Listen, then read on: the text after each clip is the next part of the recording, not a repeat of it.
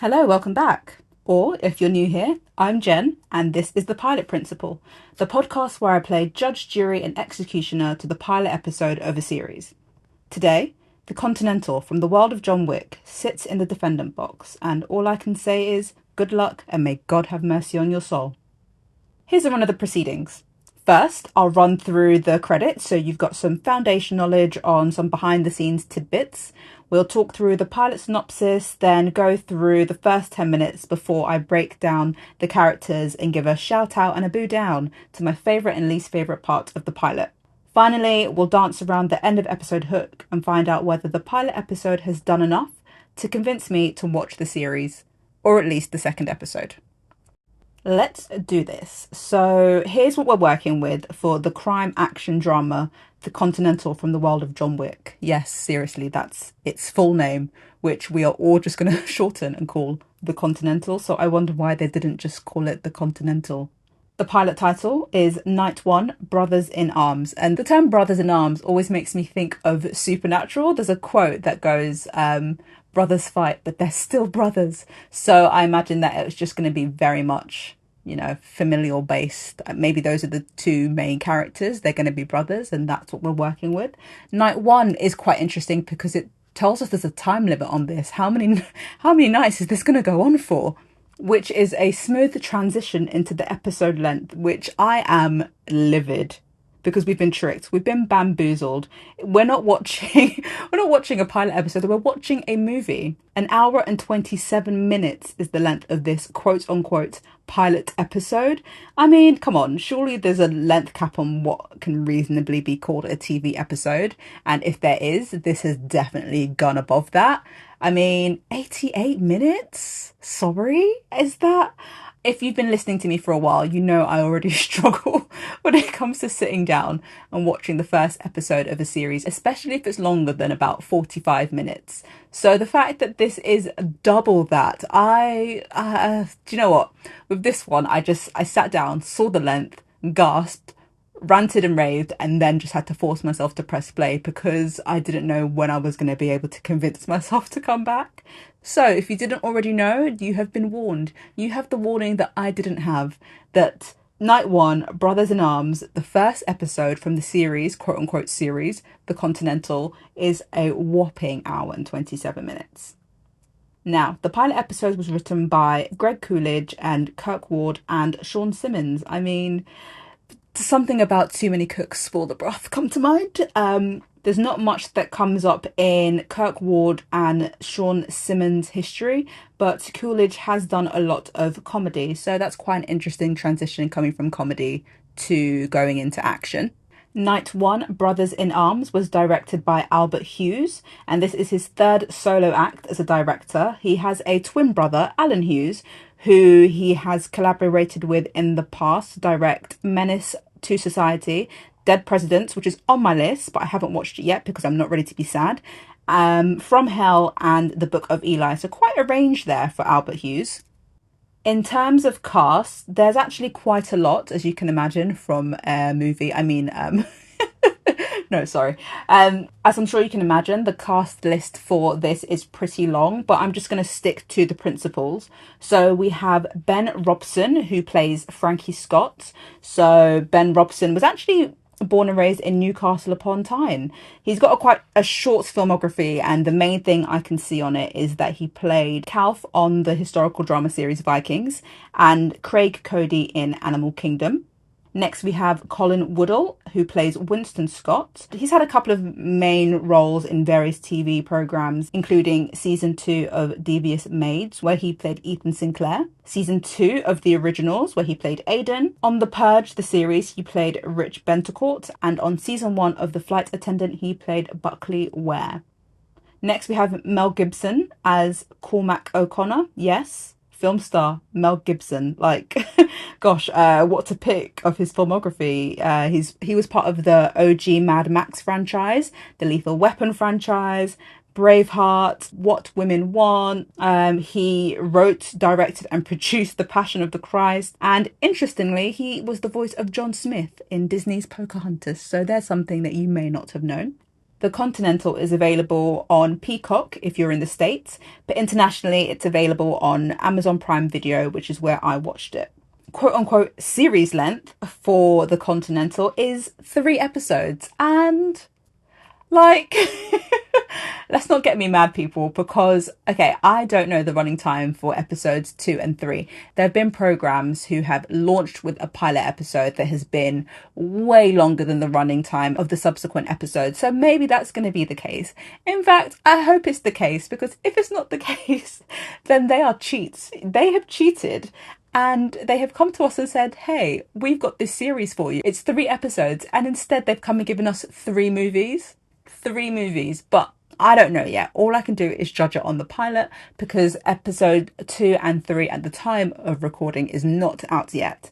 So for their own sakes, I hope that they've come down to a reasonable running time, something that's more on the lines of, television and not film. Before we move on to the synopsis of the pilot episode, let's address the franchise in the room, because if you hadn't gathered from the full-length title, The Continental, from the world of John Wick, the concept of The Continental has been taken from the world of the movie franchise John Wick, which stars Keanu Reeves as the titular character. So far, the John Wick film series has spanned 3 movies, but there is a 4th movie in the works, as well as a spin-off film. And The Continental is a prequel to the John Wick film franchise. Right, now the credits are out of the way, let's dive into the pilot synopsis. So, we've got estranged brothers, Frankie and Winston, who are pulled back together in the dawn of a new year. So it's New York in the 1970s, and Frankie has stolen a seal from his employer, Cormac, the manager of a boutique and clandestine hotel in the heart of New York. And Cormac is willing to kill everybody to get the seal back. The hotel isn't your run-of-the-mill Savoy or Premier Inn Plus. It's part of an organisation, and there are certain ground rules that must be followed. For example, if you kill someone on the grounds, you'd be excommunicado, cast out of the hotel and stripped from all the privileges it affords. And it seems like this hotel harbours violent criminals, gangs, what have yous. And it seems like this is the place they come to stay when they come to New York, Come for the sights, stay at the Continental. So things are starting to take shape in the world of the Continental. So now let's look at the first 10 minutes. Now, I was always taught that the first 10 minutes of a screenplay, whether that's a feature film script or a pilot script, is the most important. That's where you've got the chance to really grip whoever's reading it, and as well as, gripping the audience if it actually ends up being made. So this is what we're looking at for the first 10 minutes of the Continental. It starts with a glimpse of 1955 New York, where Frankie and Winston are just boys, and they've gotten themselves into trouble. They're sat in a police station because they've thrown a Molotov cocktail, and we get the sense that someone or some ones have been injured as a direct result of that. From that very short sequence, we understand that Winston is most likely responsible, but Frankie, the older brother, takes the blame.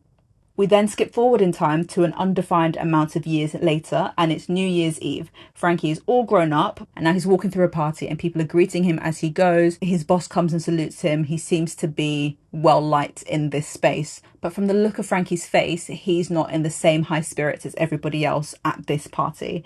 And we soon find out why. He turns around and steals something from the vault of his boss. So he walks past all the diamonds and gold bars and jewels and heads straight for a seal. When he steals the seal, all hell breaks loose. This isn't your regular run-of-the-mill swanky New Year's Eve party in the middle of New York. Everybody has guns. Everybody who was 2 seconds ago partying, having a really good time, pulls out a gun, and all hell, as I said, breaks loose, as everybody is after Frankie, and his boss is trying to get back what he stole. So we then embark on a pretty decent fight sequence, I would say, with lots of shooting, 2 in the chest, 1 in the head, throwing people down the stairs, Frankie taking on more men than really he should have survived past, doing whatever he can to escape, and he does manage to escape, just with the help of a Vietnamese woman driving a taxi who pulls up and helps him get away. And that is 10 minutes and 56 seconds. So The theory is the theory, people. The 10 minutes being the place to hook your reader, to hook your audience. I'm just putting it out there. It's not a lie. And then from there we move on to the intro. And because it's right after, I'll give you a quick visual of what that looks like. We've got images of snakes, there's a Venus flytrap, we've got suits, we've got bullets, we've got shootouts. It's all done in a nice 70s kind of style. And one could sit and try and decipher all the meaning behind each image, but together as a package, we get the understanding that this is some sort of criminal world. Somebody might end up being a rat, someone is a snake, maybe it's not that black and white, but it gives you a sense that this is crime, but it's crime as a business. In terms of the main characters, I'm gonna top three it. So firstly, we've of course got Frankie, who has come back from Vietnam and isn't quite the same. He's fighting to break free of the system. He's rebellious. We hear that he's taken to killing quite well when he was over there, and now he's back. He seems to have continued. He's quite a hard one to figure out, though. We do hear about him from other people, more so than seeing him and viewing his actions for us to judge for ourselves. We do get a little bit of that, but from what we do get, it is easy to believe that he's still the protective boy that we saw in 1955. It's easy to believe that though he stole the seal from his boss, he had a good reason for it, whatever that reason is, whether that's to get out from this life of crime, to start afresh. We believe in him. We believe that he believes that he's done the right thing. Next, we meet Winston, Frankie's younger brother, who can't be further apart from Frankie, where Frankie is all long straggly hair and army jackets. Winston is cravats and suit jackets and slicked back, neatly cut hair. He's done a pretty good job of pretending to have adopted a higher class of life since, leaving New York, perhaps. It looks like when he left New York, whenever that was, he didn't look back. He left his brother, they don't talk, and he's pissed off that whatever his brother has gotten himself into has dragged him back into the New York crime scene. It literally has dragged him back. He was literally drugged, put on a plane from London and arrived at the Continental to talk to Cormac. So he's not happy, and he's doing everything he can to find his brother so that he can, yes, help him get out of the pickle that he's gotten himself into, but also just quite selfishly so that he can go back to his own life in London, which is why everything kind of feels like a joke to him, it seems. Well, not a joke, but it's not a serious situation because he's been dragged into it. He feels separate from the goings on, but eventually that changes, and that's when we'll see the kind of person that Winston is. And so the third character who plays a significant role in the Continental series is also the antagonist, and that is Cormac. Cormac is the manager of the Continental. He's your standard crime boss from the vibe that I get. And it's all business, until someone steals something from him, and then all gloves are off. And you know what? Fair enough, my friend, because even though he's our antagonist, from this one episode, it's hard to see him as being in the wrong because something has been stolen from him. We don't know whether the seal should or shouldn't be in his possession. We just know that it was, and somebody has taken it from him. And I always find that dichotomy really interesting, where we've got an antagonist who isn't necessarily in the wrong, or at least not yet. It's just the pilot episode. And it has been said that one of the reasons that Winston doesn't like Cormac is because Cormac is responsible for the hard times that Winston and Frankie's family went through in the 1950s. I'm sure he's the bad guy, and bad things eventually deserve to happen to the bad guy because that's the world of fiction that we live in, where good always triumphs over evil. But for the time being in this pilot episode, like I said, he's done nothing wrong. He's just trying to get back what was stolen from him, and you can't argue with that, really. Ooh, now on to my favourite part from night one, Brothers in Arms. So there's this really short shot that takes place in the first 10 minutes, and it's where Frankie goes into a subway, and around him there are just loads of people having a good time, waiting for the train. It's New Year's Eve, so everyone's in the party spirit, and everybody's like dancing, having a good time, wearing like fun colours, ready for a night out, and Frankie is just stood there wearing dark colours, not moving. And then you realise, your eyes sort of trail a little bit to the left, and you see there's a second man who's also standing there and just looking completely ironically out of place in this environment. And so your eyes are on these two people, and then the train arrives and all the party goers get on, the train leaves, and the two men are left. It just was really quite striking the way it was done, and that was my favourite part from the pilot episode. And actually my least favourite part is on the same lines. So with such a good shot, I envisioned that there would be sort of more things like that. And even when Frankie is fighting his way out of the hotel in that opening 10 minutes, we have some cool shots of, people falling down a stairwell, the way that people are being beaten and shot and the way people are moving. It's just incredibly cinematic, and the direction is very specific and it shows really good promise. And it kind of reminded me a little bit of Gangs of London series 1. That's a great example of sort of how violence and action can be done in a very alluring cinematic way. It's more than the violence of what's happening. There's an art to it in a way that elevates what you're seeing so that you're viewing it as more than men having a shootout. I expected more scenes like that, and there were a few out, but it was just a bit inconsistent, so it ended up feeling out of place when they remembered to make a shot look cool. And yes, that was quite disappointing. And maybe this is me being salty coming back to the running time again, but if you're putting in that much time into a pilot episode, then I expect everything to be of a high caliber, like everything to just go a little bit further, to do a little bit more, because you've got the time to showcase what you can really do. Now, I know I've been focusing a lot on Frankie and Winston and Cormac, but there are a lot of other side quests going on within Night 1 Brothers in Arms to really give us an understanding of where the series could go. So, for example, we've got KD, and she's digging into the Continental specifically due to its links with guns that have been arriving in the city. Now, her scars tell me that she could potentially be somebody from Winston and Frankie's past. Perhaps she was one of the people injured in that Molotov cocktail that they threw back in the 1950s.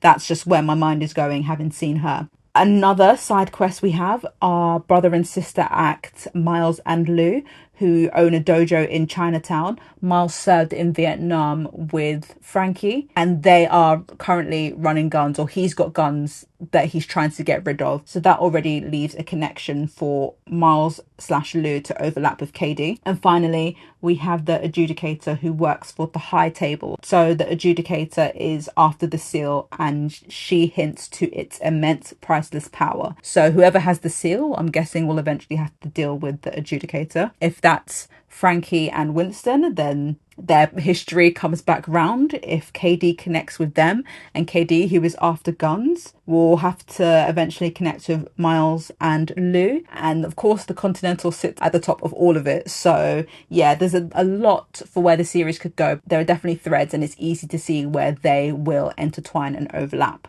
At the end of Night 1, somebody is dead and it looks like war is about to begin, and that is our hook to make us, the audience, continue watching on. Overall, the Continental Night 1 Brothers in Arms was good. It did lose its steam in the middle while Winston was tracking down Frankie, and it did get a bit choppy with the introductions of the various groups and characters and side quests, and all that stuff wasn't very cohesive. But overall, it was good. But I do think, and this isn't just due to my hang-ups with timings, I do think that one of the reasons it potentially lost some steam in the middle is because it was so long, and certain sequences could just have been a bit shorter. Certain introductions could have waited or could have been kept relatively brief. I'm left with some questions that I want answers to. What's so important about this priceless seal that Frankie has stolen?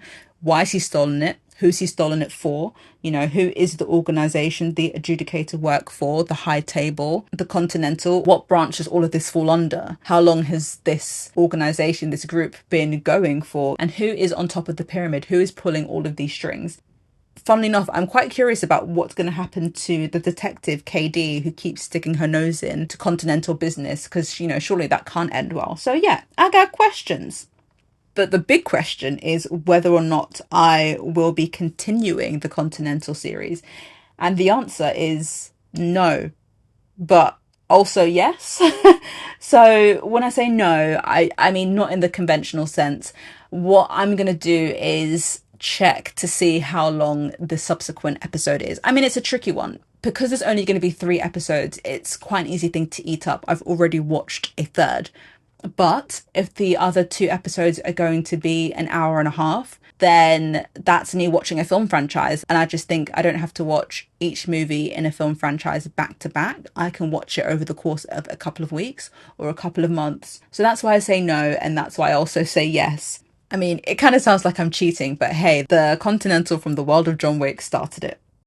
Now that we've hashed out the fundamental principles of the first film, the pilot episode of The Continental, will you be giving it a watch? Let me know over on Twitter/X at Pilot Principle, and I'll hopefully catch you on the next episode. Aww.